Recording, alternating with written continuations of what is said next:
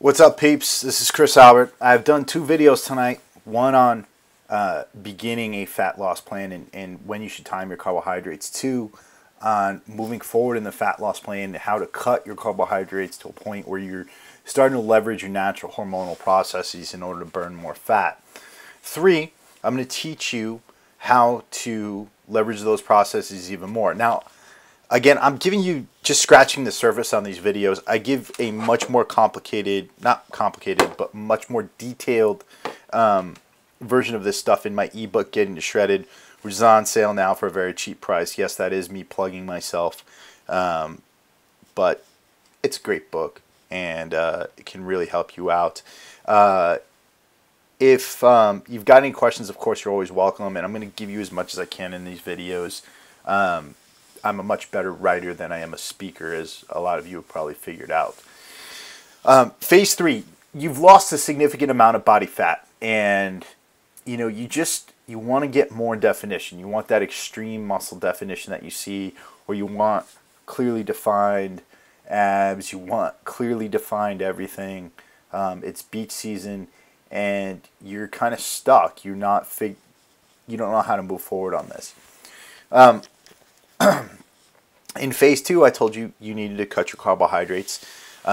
In phase 3, I'm going to tell you you need to cut your carbohydrates even further by another third. Okay?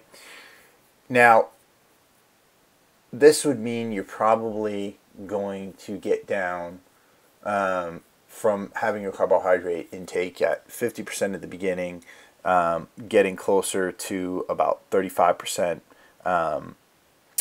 Probably closer to 30% in phase 2, and then, excuse me if my math is all screwed up, but down to under 15 to 10% of your daily caloric intake in phase 3. You're barely taking in any carbohydrates. The carbohydrates that you do take, you should take after your workout. Now, a lot of you are going to be sitting at home and saying, whoa, that's a very low-carb diet. He's going to give me metabolic damage. Well, let's talk about metabolic damage. What is metabolic damage? Metabolic damage occurs in one of two ways. It occurs, one, when you're no longer insulin sensitive, which I've been talking about. It occurs from eating too many carbohydrates and too many calories and giving yourself what Dr. Mark Hyman calls in the book, The Blood Sugar Solution, a state of diabesity. You are pre-diabetic. You not necessarily even pre-diabetic, but you have at least a mild insulin resistance going on, and you built up fat, and whatever carbohydrates you put in your body are going to get stored as fat. Two, you can give yourself metabolic damage by getting your body to a point where it no longer produces thyroid hormone, right? Or thyroid hormone at a significant enough rate to help you to burn fat. A lot of women get this from doing too much cardio. They get it because they're doing 2 hours of cardio a day or 3 hours of cardio a day, and their thyroid levels go dangerously low. And when they start to try to eat food again, their body can't process it like it used to. The thyroid hormone is no longer saying to your body, yo, you got to stop storing fat. And it's literally causing you to get fat off of anything you put in your body. So how do we avoid this? Well, one, I would say that if you are consuming enough dietary fat and you're not doing 3+ hours of cardio a day, metabolic damage is less of a danger. I'm not going to say it's not a danger, but it's less of a danger. But two, there's ways we can get around it by strategically placing higher calorie days into our diet. So what am I talking about? Well, in phase 3, you've reduced your carbohydrates even further. They're very minimal. And you're working out, which is depleting your glycogen stores constantly. In addition to that, you're getting essential vitamins and nutrients, and you're getting a significant amount of protein. What you're also doing, because you're not consuming a mass abundance of carbohydrates all the time and a mass abundance of calories all the time, is you're making your body super sensitive to its own hormonal processes. you're saying to your body, okay, when we have calories, you need to use them, okay? And so what happens is when you do produce insulin, your body will store most of your nutrients as glucose in the muscle cells. And two, it's also going to turn on that other hormone that I was talking about before, leptin. When you're eating very, very low calorie, your body stops producing leptin because leptin tells your body, it's a hormone that tells your body when it's okay to start burning fat. So when you no longer have enough leptin, your body no longer has anything to respond to, so it stops producing thyroid hormone and your body really stops metabolizing fat. So how do we do this? We give your body a chance to get more leptin.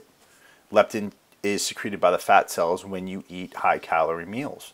So every 72 hours or so, probably every more like 3-4 days, you are going to make the last meal of your day a cheat meal, right? Now that cheat meal would be a higher calorie meal like pizza or cheeseburgers or something like that. I wouldn't opt for something super processed like McDonald's. I'd go for like a good cheeseburger or like a good pasta dinner or something like that. You're like, whoa, dude, this guy's been talking about not eating carbohydrates and now he's talking about eating carbohydrates. No, I'm talking about strategically eating high calorie meals to facilitate your body's fat loss, to trick your body into losing fat, because your body, as we know from all the lessons I've been giving you, does not want to lose fat. It wants to hold on to fat for survival, especially at this stage of getting lean. So having a cheat meal every 3 or 4 days at the last meal of the day is going to help you with that. It's going to help you to produce more leptin and trick your body into burning greater amounts of fat. Now, here's the thing. It needs to be the last meal of the day, right? Because, one, if you're eating a high-calorie cheat meal, you still need to get all the other food in your day that you need to eat, the good, nutritious food. And it's probably going to cause you to get all gassy and stuff like that. So if you want to enjoy that meal and still be able to eat all of the food that you need to eat, you probably want to eat it later in the day to keep your appetite up. Two, you're eating it after your workout. So you're still eating higher calories in a state of insulin sensitivity. So that's going to help ensure that those calories that you do take in, the glucose, is going to get stored in your muscle cells. And in addition to that, in the days following, the leptin will be produced by your fat cells and your body will be told to burn more calories to help it to get leaner and leaner. Now, again, I go through this in much more detail in the Getting to Shredded ebook. The other thing is you really don't want to have a cheat day. If you're eating a cheat day, then at some point you're going to be eating too much and it's going to be a lot more for your body to recover from. One cheat meal is enough for you to get that leptin response. So if you've got questions for me, hit me up at gettingtoshredded@gmail.com. Again, I'm sorry, I'm suffering from the flu right now, so if I'm not clear or anything like that, I will clear things right away. I think I've been pretty good about responding to comments below. So if you got questions, put them there. And as always, check me out on Instagram. And if you're interested, check out the Getting to Shredded ebook. I've got a lot more great information in there for you.